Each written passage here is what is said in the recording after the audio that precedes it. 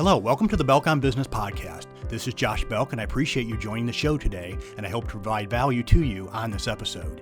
If you do get value out of this episode, please do me a huge favor and make sure to subscribe to this podcast. And if you're on Apple Podcast, leave me a 5-star review. Thanks again for listening, and enjoy the show.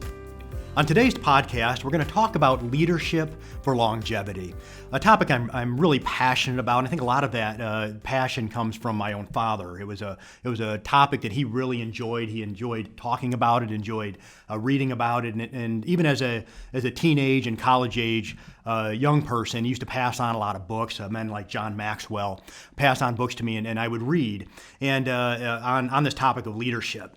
And I think it's extremely important, especially in business, that any business that's going to succeed for any sort of a length of time is going to require good and strong leaders.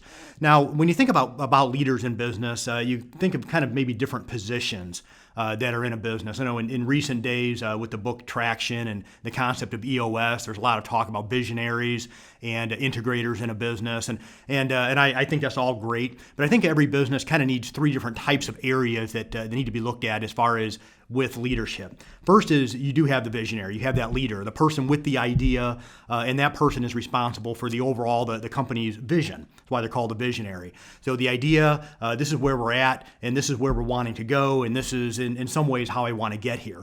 And then that visionary needs to get people around him. You think of managers and administrators that would be put into place. I know manager is kind of one of those terms, management, that was real popular in the 80s and into the 90s, and that term has kind of become a little bit almost taboo to use in some ways. But I think I kind of like the term in one way because the manager many times is responsible for the execution of what the visionary has, the idea that the visionary has created or put together. So that manager is responsible for execution and creating value. And then you have the administrators that are responsible for process and task. And so for that visionary to get get administrators, get managers, integrators around them that kind of really caught into the vision and know how to implement them is key for the business to sustain and operate in perpetuity. And so just some general thoughts. I've kind of jotted down about a half a dozen things here as it relates to about a half a dozen ideas that it relates to leadership in business, especially if you want that business to survive in at least through your lifetime and beyond. First of all, if leaders are going to lead in a way that would allow for perpetuity of not only the business but continue to bring value as leaders in the company, they generally would have the following attributes when hiring or promoting in their business. So when they're hiring leaders, when they're looking at leaders, when they want to maybe hire within, promote from within, there are certain characteristics that the visionary is going to want to look at as they surround themselves with leaders in their business. First is integrity. Integrity is a kind of a term. You think of honesty, you think of discipline, one of my core values, and probably for many of you that listen, probably one of your core values as well. But that person needs to have integrity. Secondly, they need to have intelligence. They need to not only have the skill set, but they also need to be able to problem solve. A lot of people out there are wonderful at what they do, but always not necessarily successful at being able to identify a problem and being able to come up with solutions to be able to work their way through the problems. And then third is kind of that positive energy. So that person is able to kind of get the vision and get people motivated in the business around that vision. So when they come in, they're excited about their work, they're driven to get their task done.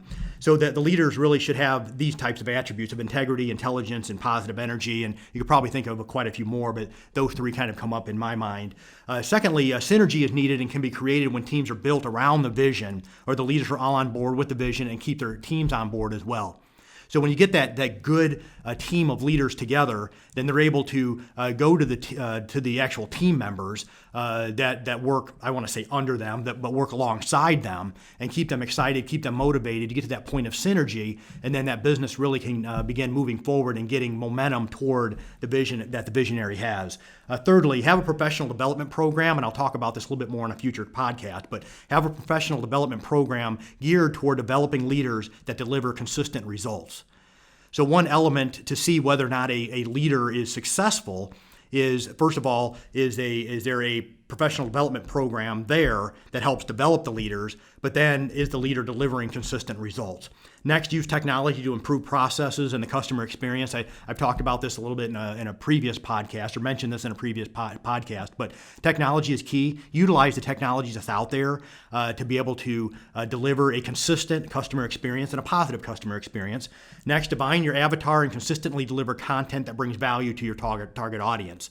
So the leaders in your business should be able to do that. Help develop the content that brings value to the client and helps improve and keep consistent that customer experience. And lastly, develop a culture of gratitude. We talked about culture in a podcast here a week or two ago, and gratitude is huge. If you have an attitude of gratitude in your business, and that's really kind of an element of culture in your business, it is necessary in order for that business to continue in perpetuity. So the leaders really need to have an attitude of gratitude, be able to pour that into into their people. So some of the elements, some of the attributes that your leaders should have, and that will trickle down into the culture of your business, those are all key if you want a business that is going to survive in perpetuity. Thank you for listening. Have a wonderful day.